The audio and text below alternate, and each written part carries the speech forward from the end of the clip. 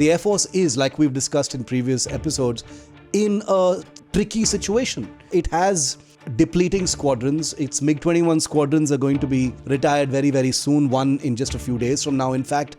And the Tejas squadrons are supposed to populate all those drawn-down squadrons. HAL's complacency has basically sprung from its perception that, Air Force aur kahan jayega? Who else will they go to buy their planes? In India, I mean. They can import stuff, but over here, we're the only daddy in town. But I don't think it's a diplomatic issue. I think it's genuinely a trade issue or a supply chain issue, as Rahul has reported.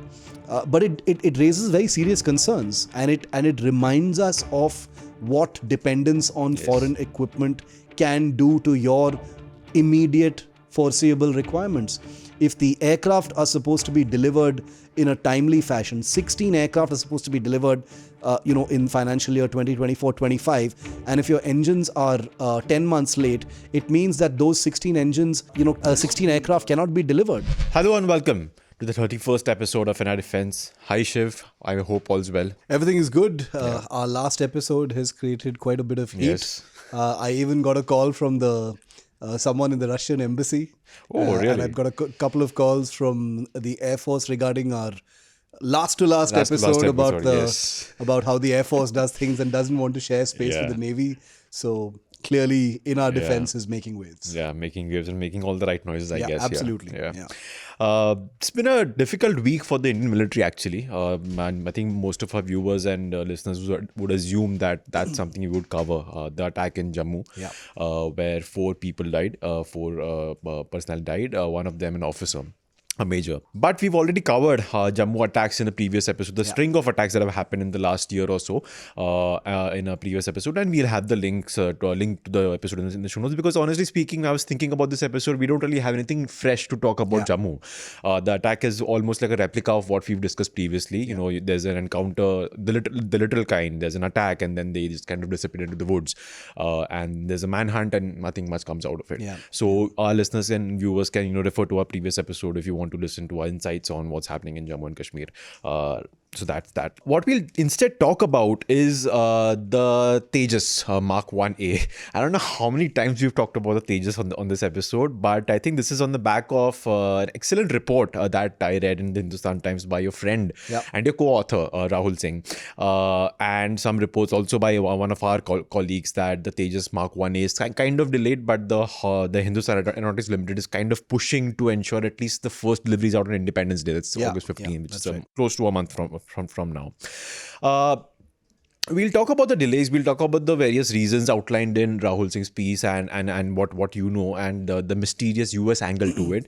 But first, give us a brief sort of an overview of what's happening with the Mk-1A program and the delays that we're going to talk about. So, just to provide a very short background so all of our listeners and viewers are on board with us.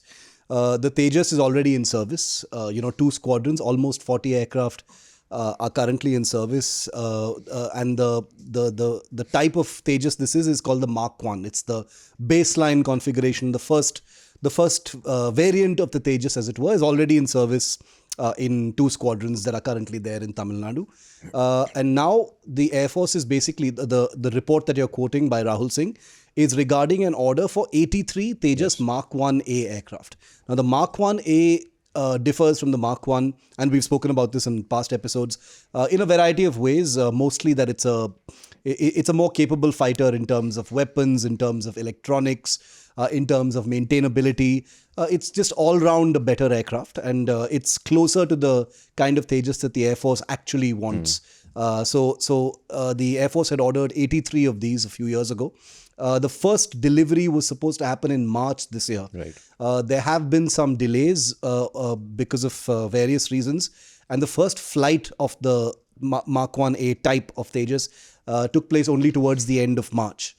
So there was no question of delivering it by March, because when a first flight happens, there are various other things that need to take place, certifications, additional flight tests, ground tests, system tests, and many other kinds of processes before the actual delivery of the aircraft to the customer. So, like you rightly said, August is being aimed at for a delivery of first, but 83 aircraft is a large number. Yes. So after that first aircraft, 16 aircraft in total are to be delivered, in the 2024-25 period, which leaves a very short time for HAL, and 83 aircraft in total, which they say they will complete that order by around 2028-29. So these are not daunting numbers, but they are difficult numbers because HAL has not so far been a company that manufactures aircraft at a very high rate. Their current rate of manufacture of aircraft is actually quite small. And these are the first substantive orders for the Tejas that they've received. So the pressure is going to be undoubtedly on HAL to ensure no more delays in the delivery of these aircraft. Like the report by Rahul Singh says, the Air Force is not happy at all. There's an important distinction to make here, Dave, which is that the Air Force is fully on board with the Tejas. The Air Force does not oppose or question the Tejas. It loves the Tejas. The current Air Chief Marshal V.R. Chaudhary is someone who has been very outspoken in his support about the Tejas, and like his predecessor Air Chief Bhadoria.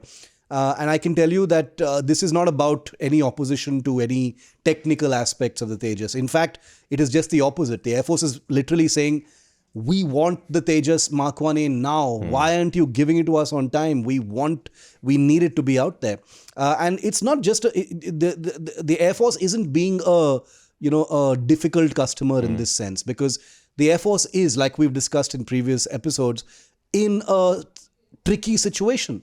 It has depleting squadrons. Its MiG-21 squadrons are going to be retired very, very soon, one in just a few days from now, in fact. And the Tejas squadrons are supposed to populate all those drawn down squadrons, and it's supposed to be able to, be produced very fast and repopulate those numbers that the Air Force desperately needs in order to have a minimum credible fleet strength. Now, if the Tejas doesn't come on time, it may seem like a small delay. Supposed to come in March, but coming only in August may not seem like a big deal. And you just referred to it, and I'll go into it deeper later about why these delays are happening. It's easy to look at HAL and look at the Air Force and say, oh, these are delays which are endemic to Indian procurement, and HAL, when has HAL ever delivered anything on time? But like you rightly said, there is an American angle to what's going on there. Yeah. We'll come to that, but a quick tangent before we do that. And this is about HAL. I think a couple of episodes ago, we spent a nice amount of time praising the HAL about how it had kind of turned corners in the recent past, kind of got that competitive spirit back. Not back, I think maybe it never was in the first place, but got that spirit, especially in the face of the fact that the Indian government is kind of open to going to other private manufacturers when it comes to aircraft manufacturing. We've seen that with Airbus opening a plant in Vadodara with, I forgot, with L&T or Tata. Sorry. With the Tatas. Tatas, right. The C295 plant. Yes. So, keeping that episode in mind, keeping our praises of HAL in mind, do you also foresee a risk, or maybe there's some sort of, maybe there's at the back of Air Force's mind that the HAL might at some point get complacent? Because like you said, Rahul Singh's report says that the Indian Air Force does not have a plan B to replace a vast majority of the MiGs that were or are in service, the 21, 23 and 27, which is what the Tejas is supposed to replace. So the Air Force needs to replace those jets, and they don't have a plan B like Air Force. And why should they? Because they love the Tejas and they know this will be the backbone of the Air Force in the future. HAL knows that. HAL knows we have an order. We have delivered 40. We have an order for 83, and there is also a proposal to buy 97 more. That makes it around 220 in total. So you minus 40, the remaining deliveries is around 180 if the 97 order is placed. So the HAL knows ki, bhai, we can make this aircraft. No one else has the know-how. So is it possible that because of its Sarkari, heritage, that complacency might kick in the near future? So it's a complex answer, but I'll answer it in two ways. One, the HAL's complacency, and there is no shortage of complacency in HAL, less now than before, but it's still there. HAL's complacency has basically sprung from its perception that, Air Force aur kahan jayega? Who else will they go to buy their planes? In India, I mean, they can import stuff, but over here, we're the only daddy in town, right? Now, that no longer holds true. At the same time, HAL knows that the Tejas it's not like taking the Tejas and asking some private sector company to build it. Doesn't work like that. These things take a really long time. Manufacturing an aircraft and building the tools and the processes to build an aircraft takes a hell of a long time. It's not a matter of weeks or months. It's a matter of years.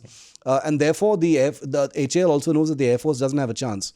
The Air Force and HAL in many ways are stuck together. Okay, it's like a death embrace in many ways, and that's a wrong word to use. I don't think I should use that word.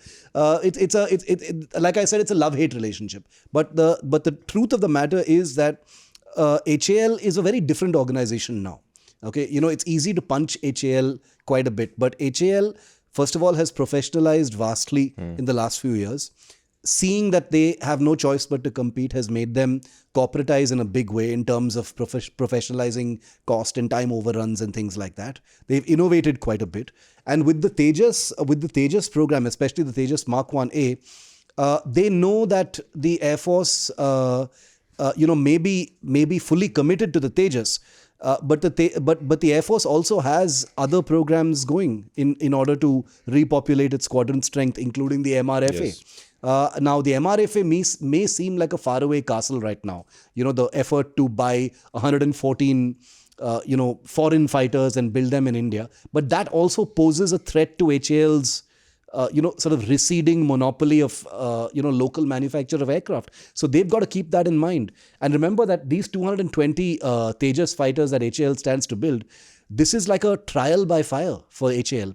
If they don't put a smile on the Air Force's face in the execution of the Tejas program, their shutters could be closed forever after that. Yeah. They may not get any more business because the time that HAL takes to deliver all these Tejas aircrafts, by that time, the private sector will have the capacity to build fighters. Yes. Make no mistake. They sniff that. The Tatas are already building the C295. They're already building Apache fuselages. The Mahindras, the L&Ts, and other companies will all get into this in a big way. Aerospace is the future, and especially military aerospace. And therefore, HAL doesn't have a choice. For them, this is going to be like a touchstone. There is a sort of default sentiment of complacency, but this one is like a do or die for them. It's a long do or die. They have some time to figure it out and get it right, but any missteps will cost them dearly in the long run. And the Air Force has already, Rahul's report suggests that the Air Force has already sounded the first warning bell. Yes. And it also shows that the Air Force is not willing to cut HAL any slack. 83 aircraft is a large order. Thousands of crores worth of aircraft, to be delivered over many, many years. But this shows the Air Force saying, "Arey, you were supposed to deliver it in March. It still hasn't come. It's already July." 2-3 months is nothing in aerospace. But that shows the Air Force is now a much tougher customer than it ever was before. It expects, no-nonsense commitments to time, certification, and other deadlines. So this is going to be very, very difficult for HAL, but I don't see why they can't achieve it. Yeah, this is like a sort of Air Force keeping the pressure up. It's like me wanting a story or a copy from one of my teammates, and if I want it on time, I'll keep poking that person kahan par hai to make sure it comes on time. Right. So let's talk about the delays and why it's happening and why we are talking about this in the first place. Because like Shiv said, this is not about that one aircraft being delayed. It's not ki March ka August ho gaya, so my God, in our defense, we'll have a whole episode on that. It's about one, the ripple effect, and second, the cause behind this delay, and that causes likely effect on the future deliveries of Tejas Mark-1A. Right. There are two answers. There are two parts in the reports that we've read. One is some of the certification issues, which like you said right now, once they're done then they're done forever. Yes. So once they're delayed for the first aircraft, but once they're done, then for every case, sub clear sort ho jayega. Yes. So that's kind of understandable considering this is a new variant, so you have fresh certification, etc. However, there was a mention in Rahul's report of the deliveries of the GE F404 engines, which power the Tejas Mark-1A being delayed.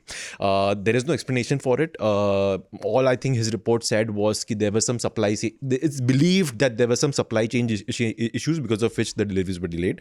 But we don't know that. To me, it strikes as a coincidence that it happens around the same time another deal, the Predator drone deal, was put on hold by US Congress, because at the same time there was a Financial Times report which accused or said that the Indian government agents were, involved in some plot to assassinate Gurpatwant Singh Pannu on US soil.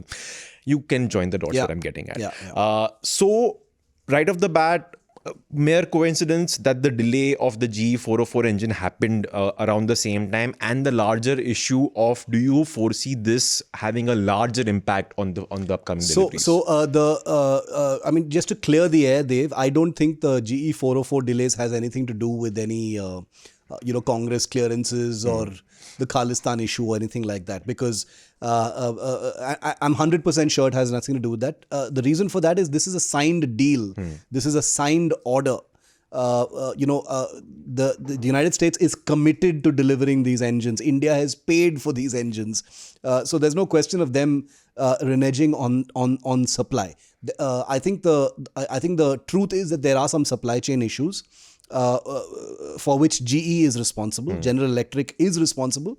And within the terms of the supply contract, I'm sure there are some punitive clauses, etc., that can be imposed on GE for the late delivery of these engines. Because Rahul's piece says a 10-month delay in the supply of the engines. A 10-month, let's say a year, is a huge delay when the aircraft that these engines are meant to power, are singularly focused on repopulating squadrons, for a customer who has real squadron strength depletion issues. And therefore, what's happening in the background, and these are very complicated things, delivery of engines not happening on time is a very, very complicated but a very, very serious thing. And I'm sure both the Air Force and HAL will be, figuring out how this happened. But I don't think it's a diplomatic issue. I think it's genuinely a trade issue or a supply chain issue, as Rahul has reported. But it raises very serious concerns, and it reminds us of what dependence on foreign equipment can do to your immediate foreseeable requirements.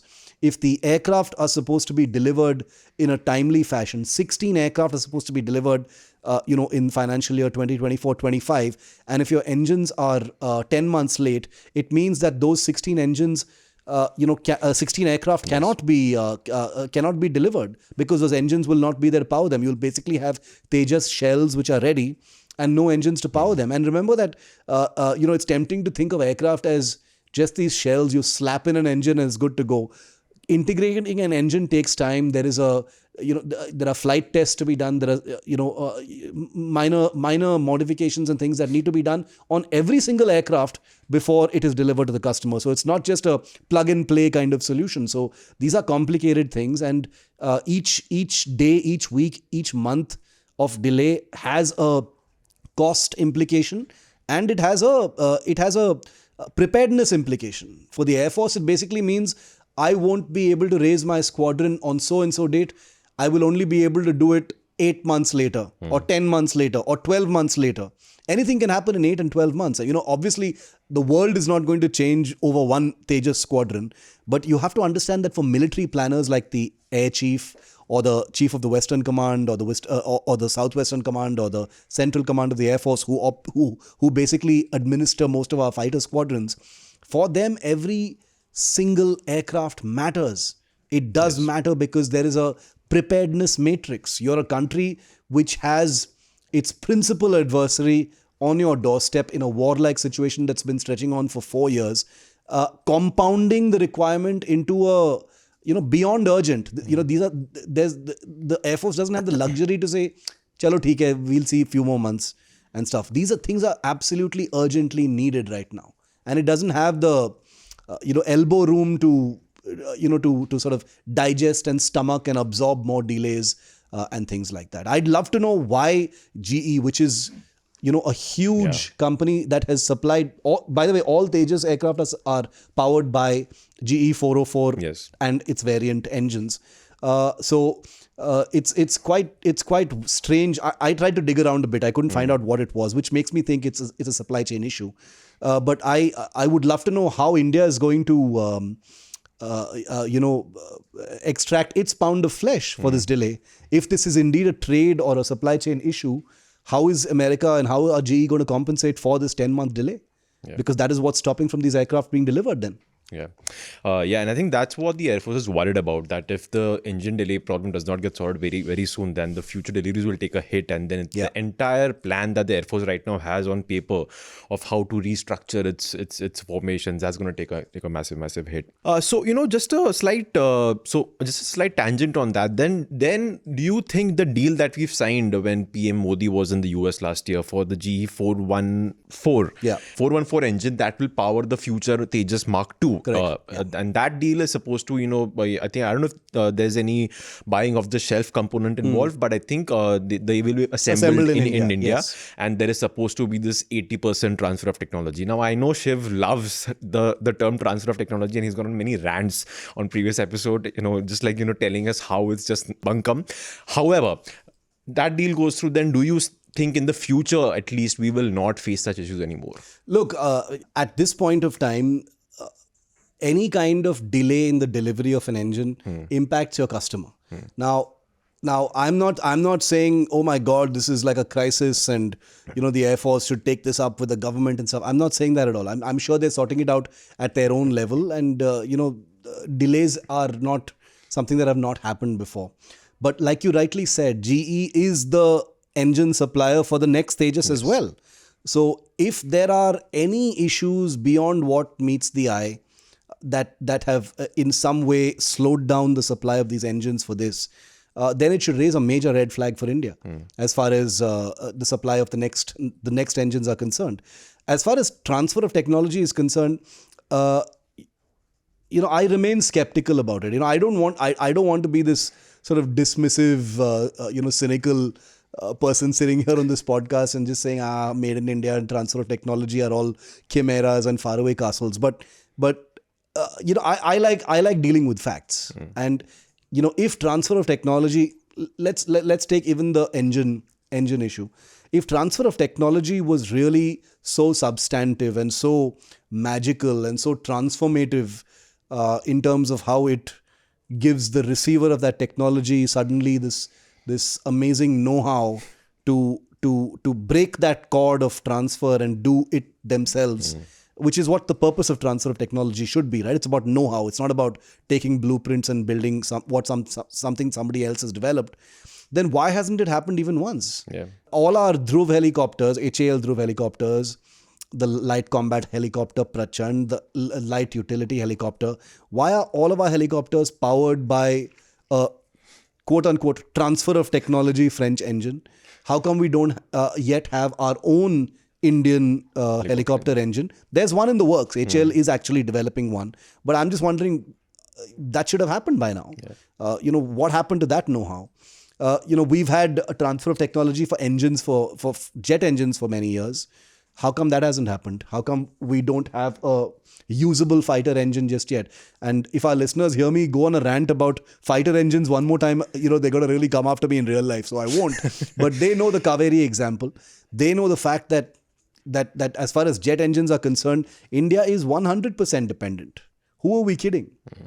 The very fact that GE, has a reported 10-month delay in the supply of engines, and you've got the Air Force pissed off. Yes. What could be a bit bigger illustration of the crisis of dependence? Yep. It illustrates what the point I've been making across episodes more nakedly than anything that I can think of. Yeah.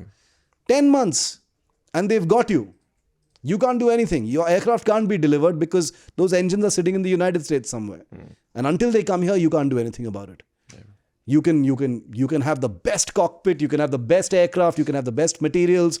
We build the finest radars. We're making weapons. We're testing amazing things. Our aircraft have the best software because we've got the best IT guys. But the damn thing can't take off because the engines are not here.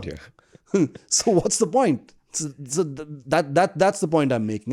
I'm just saying that you take that one piece of the issue out and it stays on the ground. Yeah. It's a lovely thought. And it's not just the US, even our most reliable friend Russia, on which we spoke about the last episode.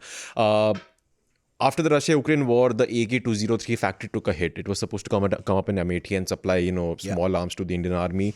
But that factory opening got delayed by, I think, quite a while. And India then had to go for an emergency purchase of American guns. So I think that's also an example of, again, how dependency can, just Absolutely. hurt you. Right. We'll now move to the engine that never was, that Shiv briefly referred to, because I think a lot of the issues that we are facing today could have been solved if that engine had kind of, seen the light of day, but after a quick break. Their visit has been a correction, has been a restoration of the practice of annual summits, which, as you know, have been going on for 24 years. And the fact that they hadn't met for the last 2 years was an aberration. What would you say would be the sort of big positives out of this meeting that's there? From my perspective, the main positive is actually the fact that he went, that they met bilaterally, that they reaffirmed the relationship. They have a personal relationship which goes back obviously 10 years.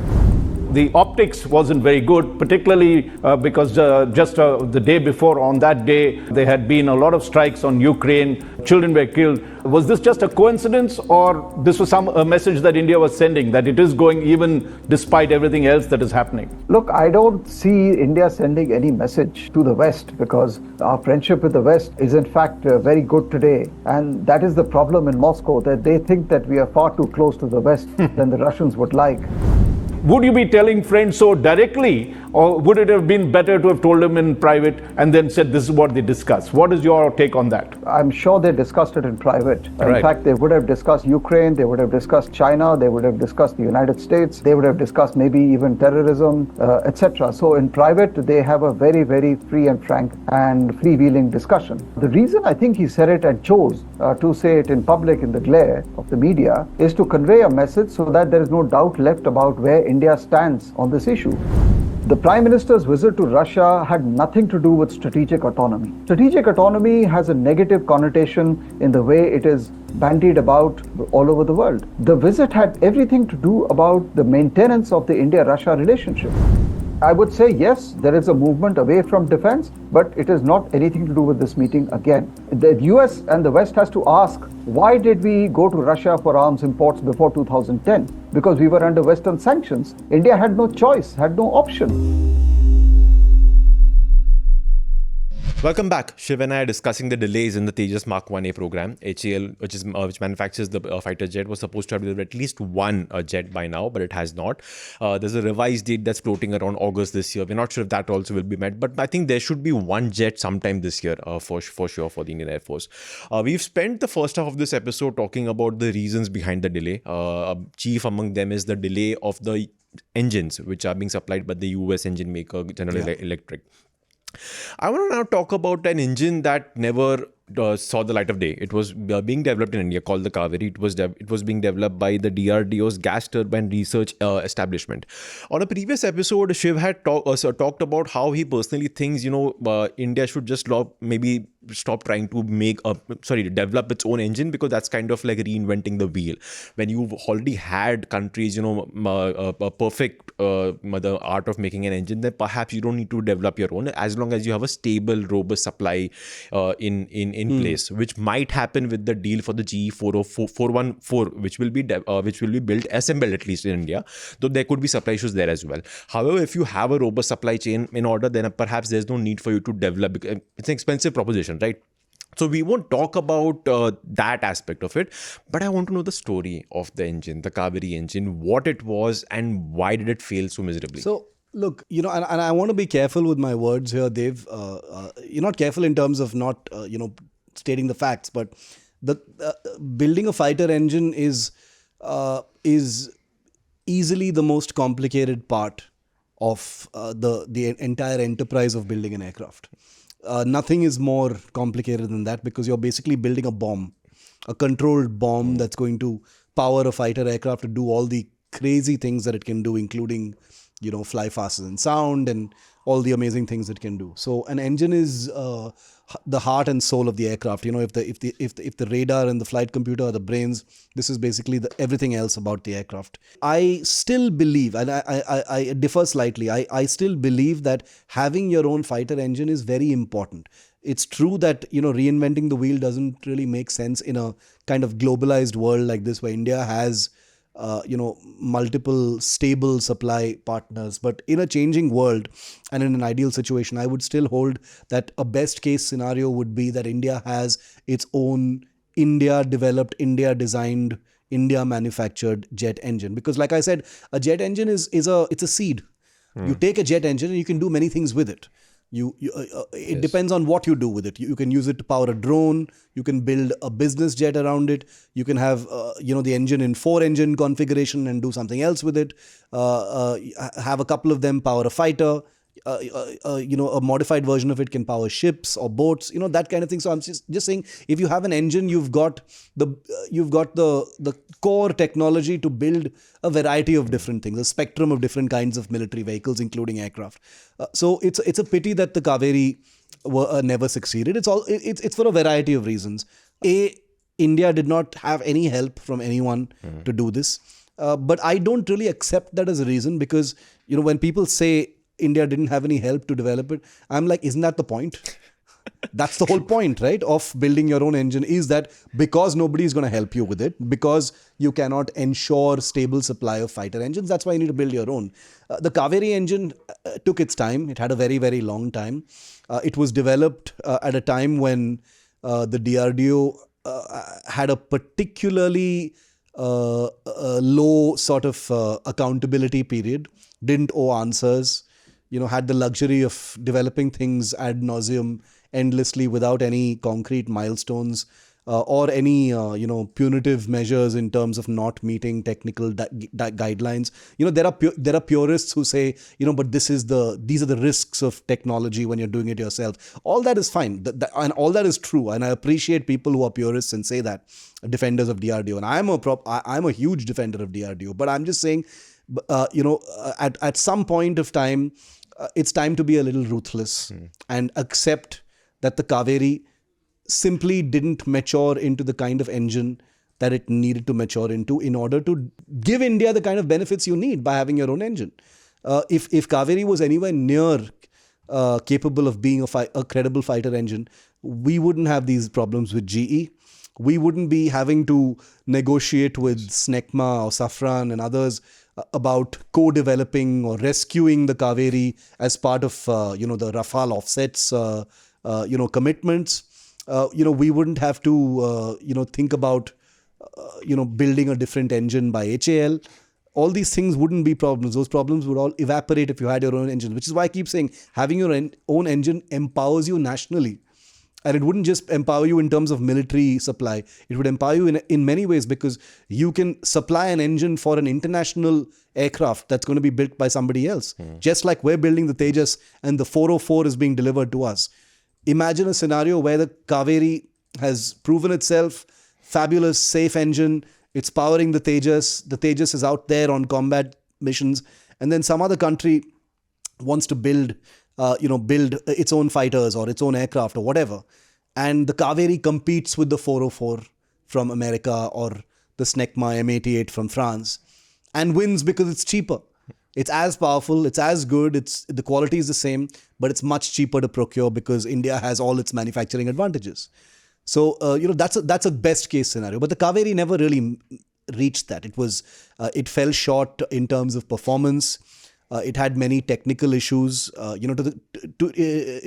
be fair to the scientists, they did try very hard. The engines were taken to Russia. They were, put through air tests on a test bed platform, an IL-76 as well. There were reports a few years ago about an audit that was conducted by Safran, the company that makes the Rafale's engines. That said that the Kaveri had matured quite a bit and it was ready to be integrated into an actual fighting platform. But nothing has come off it. And I suspect that one of the reasons for that is because, the years have passed. That the Kaveri has sort of missed the bus in terms of what it can do for a large number of fighters right now. And remember, aviation is not the kind of thing where you say, okay, we'll power all the Tejas with the F404 now. Jab bhi aayega Kaveri, usse kaam chala lenge. It's not like that. It's not a USB drive. These things are very, very complicated. They take a lot of time. And when you have uncertainty and risk in terms of whether it will actually become a real thing or not in the future, you can't bet your squadron strength on that. So, now there's been talk for a long time that a version of the Kaveri engine will power India's drone program in the future, the Ghatak and things like that. Again, it could power the AMCA, the 5th generation fighter, which we've done an episode on. These things sound good, and I sincerely hope that actually happens. But at this point of time, I'm a little skeptical. That's all I can say. Right. A couple of sort of nerdy questions as we end this episode. One is about the fleet of Tejases that the Air Force is and will be operating. So you have the Tejas Mark-1, you have Tejas Mk-1A soon to be inducted, and then you will have at some point Tejas Mark-2. I don't want to go to Mark-2 right now because that's quite into the future. Let's only talk about the Mark-1A and the Mark-1. At some point, the Air Force is going to have 83 Mark-1As, and it already has 40 Mark-1s. The Mark-1A, I'm guessing, is a significant upgrade on the Mark-1.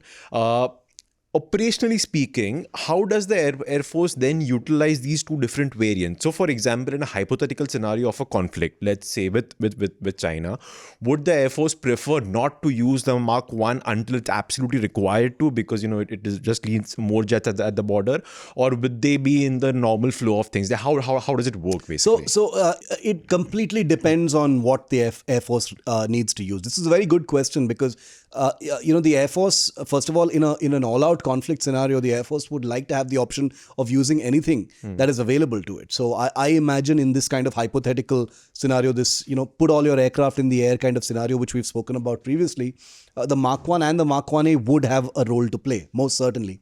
The Air Force would decide, because the Mark 1A has significantly improved sensor and weapons capabilities, more advanced avionics, a stronger radar, etc. It would probably use those aircraft conceivably, for more missions and profiles. And this is very, very hypothetical because missions change all the time. And if the Air Force can, achieve a mission using the Mark 1, it may not need to use the Mark 1A. But in terms of integration, in terms of commonality, there's a great deal of commonality between these aircraft. These aircraft will have a lot of common infrastructure in many ways. The Mark 1A is importantly different from the Mark 1 also in terms, like I said, of maintainability. Yes. One of the big pieces of feedback that the Air Force had for the Mark 1 is that it's a trick to maintain. It's a little difficult to maintain because the panels come off, but it's difficult to access the interiors of the aircraft, and the placement of certain things are a bit of a mess. So maintainability was one of the biggest demands for the Air Force for the improved version, which was supposed to come in the Mark II, but it's been incorporated in the Mark 1A. So the Mark 1A is in many ways, and this is a point that bears repeating ad nauseum. An aircraft is only as good as how fast it can be maintained and turned around. It can be a fabulous fighter, be able to, fire long-range missiles, drop very, very smart bombs, and do all kinds of amazing things in the air. But if you can't get it in the air, what's the point? So maintenance and logistics are as important as the combat itself, and that was why it's one of the focus areas. So the Air Force will have the flexibility to use what it wants. Yeah, it's quite the insight, like part kholne pe we can access that particular area. That's quite the fun inside. Right. Oh, and those are a nightmare in Russian aircraft, by the way. Oh, acha. Yeah. Right. Okay. Finally, what do you have to say and what do you think about the Great Indian Jugaad, especially when it comes to India's military equipment? I'll give you a couple of examples. One, first of all, the entire Tejas program, I think, is sort of a Jugaad because the Mark 1 was never meant to be actually. Yeah. But it was like, HA was like, bhai, we've made it, just like use it and just like, be happy with it. We'll give you some improvements. That became Mark 1. And like Shiv said at the beginning of this episode, the Mark 2 is the aircraft that the Air Force actually had envisioned around 40 years ago when this program actually literally 40 years ago, because 1984 was the year when ADA, the agency, I forgot the full form, which designed the Aeronautical Development Agency. Yes, that's the agency that designed the Tejas fighter jet. So 40 years and Mark 2 is still nowhere in sight. Yeah. So that's a jugaad in the first place.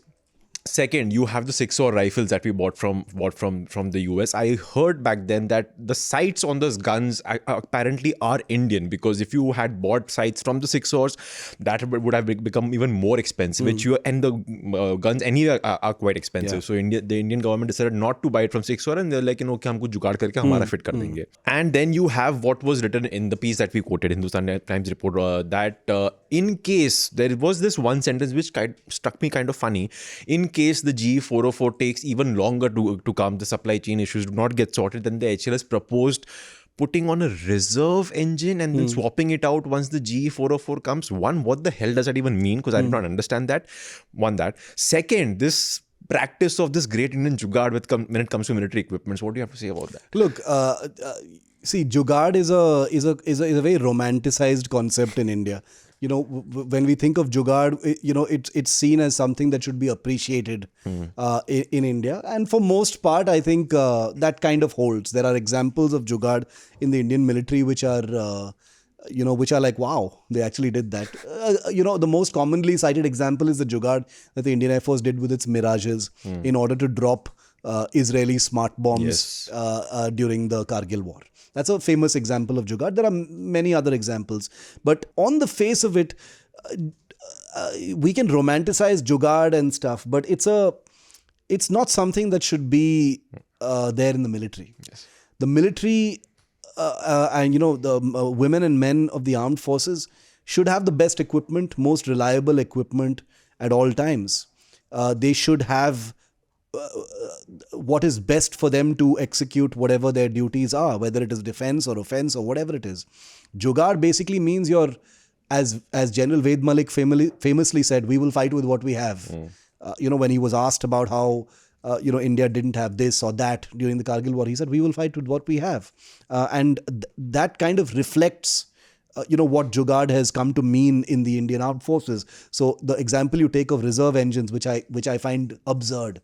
This idea of a reserve engine. What is a reserve engine? Where is it going to come from? There are no answers. These things sound fancy, and companies like HAL and others, they're past masters at using phrases that are placeholders and finally mean nothing. But this is a new world, and those things don't wash. The truth of the matter is that the era of jugaad is hopefully over. Okay, and because the military literally doesn't have a choice but to have the best equipment, because the missions they are fighting are real sovereignty threatening missions. You've got China on your border. You've got this situation that's happening in Jammu, which is only the latest. Before that, you've had other things as well. You've got the Indian Ocean to secure, because you've got a very, very aggressive China in the Indian Ocean. You've got airspace violations. So the time for playing around is over. Passing off jugaad as an excuse for not having optimum equipment is gone.